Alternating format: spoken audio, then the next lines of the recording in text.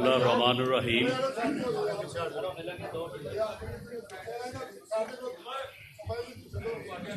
پیچھے چلے جاؤ یار، بیٹھ جاؤ بیٹھ جاؤ بیٹھ جاؤ بیٹھ جاؤ بیٹھ جاؤ یار بیٹھ جاؤ یار، اس نے منع کرو۔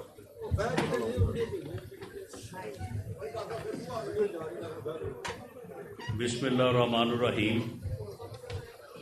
آج کے اس بڑے بھرپور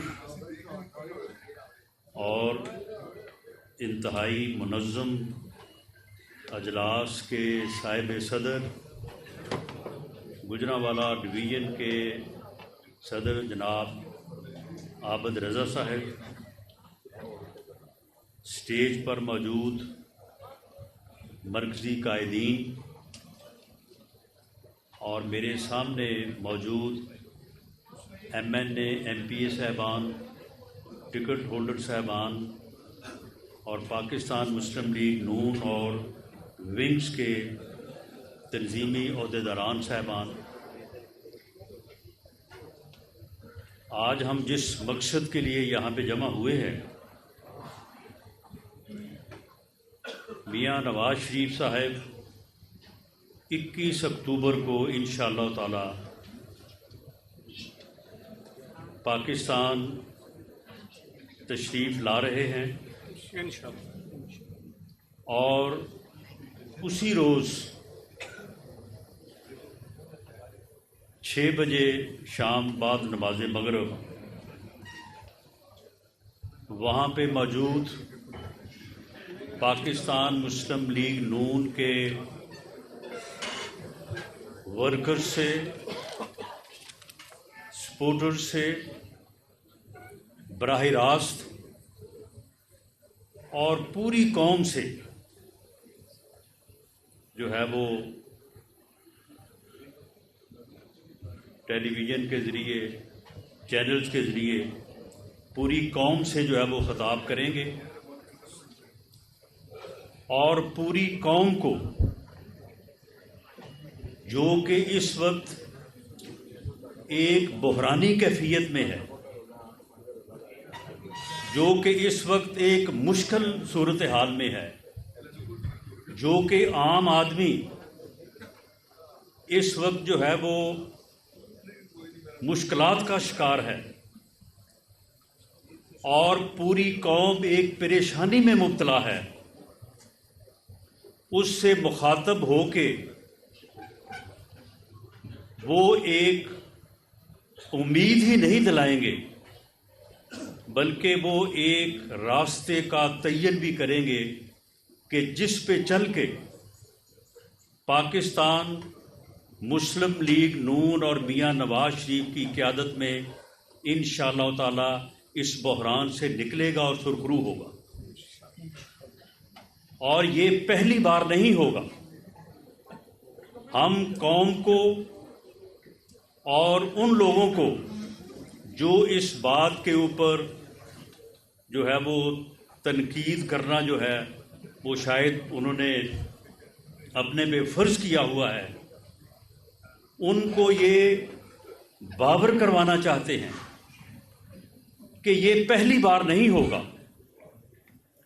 میاں نواز شریف جب پاکستان میں 90 کی دہائی میں 1992 میں جب آیا، جب اس قوم نے اس کے اوپر اعتماد کا اظہار کیا تو پہلی بار پاکستان میں اکنامک ریفارم کی گئی، ایسی معاشی اصلاحات کی گئی کہ پاکستان جو ہے وہ تیزی سے آگے بڑھنے لگا اور دنیا یہ کہنے لگی کہ پاکستان جو ہے وہ ایشین ٹائیگر بننے کی دوڑ میں جو ہے وہ شامل ہو رہا ہے۔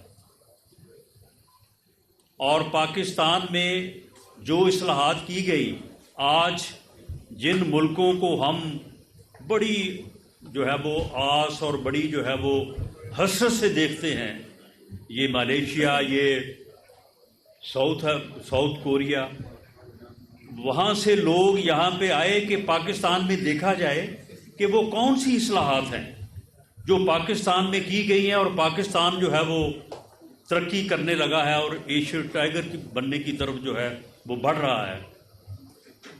لیکن اس وقت بھی ایک سازش ہوئی.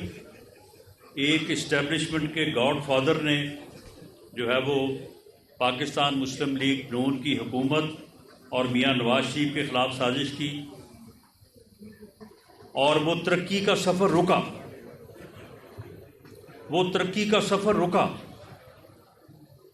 اس کے بعد 97 میں قوم نے دوبارہ مسلم لیگ اور میاں نواز شریف پر اعتماد کا اظہار کیا. 98 میں پاکستان دوبارہ ایک بحران کا شکار ہوا. ایسا بحران کہ ہمارے دشمن نے 5 ایٹمی دھماکے کیے. انڈیا ایٹمی قوت بن گیا اور 11 مئی کو ایٹمی دھماکے کرنے کے بعد انڈیا کے وزیر داخلہ LK اڈوانی ٹی وی پہ نمودار ہوئے اور کہنے لگے کہ اب پاکستان کو ہمارے ساتھ بات کرنے کا سلیقہ آنا چاہیے, طریقہ سیکھنا چاہیے. ہم اب ایک ایٹمی قوت ہیں. اور پوری قوم آج جس طرح سے اپنی معاشی صورتحال پہ پریشان اور افسردہ ہے, پوری قوم اس وقت پریشان تھی کہ اب ہوگا کیا. ہندوستان ایٹمی قوت بن گیا ہے. پوری دنیا نے یہ فیصلہ کر لیا ہے کہ خبردار اگر پاکستان نے ایٹمی دھماکے کی. امریکہ کے صدر نے بل کلنٹن نے 5 بار اس وقت کے وزیر اعظم کو فون کیے کہ خبردار یہ غلطی نہ کیجیے گا, کیونکہ دنیا کو یہ منظور نہیں کہ کوئی مسلمان ملک ایٹمی قوت بن جائے. آپ جو چاہتے ہیں, جتنے پیسے چاہتے ہیں وہ آپ کو مل جائیں گے, جہاں چاہیں آپ کو بھیج دیے جائیں گے, جس اکاؤنٹ میں چاہیں منتقل کر دیے جائیں گے, لیکن یہ کام آپ نے نہیں کرنا. اور پوری قوم جو ہے وہ پریشان تھی, افسردہ تھی, فکر مند تھی. لیکن اس وقت کے وزیر اعظم جس کا نام میاں نواز شریف ہے, اللہ تعالیٰ اس کو زندگی دے, مزید حوصلہ دے, اس نے پوری دنیا اور امریکہ کے صدر کے فون جو ہے وہ ایک طرف, انہوں نے امریکن پریزیڈنٹ کے 5 ٹیلی فونوں کے مقابلے میں 6 ایٹمی دھماکے کر کے پاکستان کو ایٹمی قوت بنا. اور پاکستان اس دنیا کے نقشے پہ پہلی اسلامی ایٹمی قوت بنا. اور پوری قوم نے جو ہے وہ جشن منایا.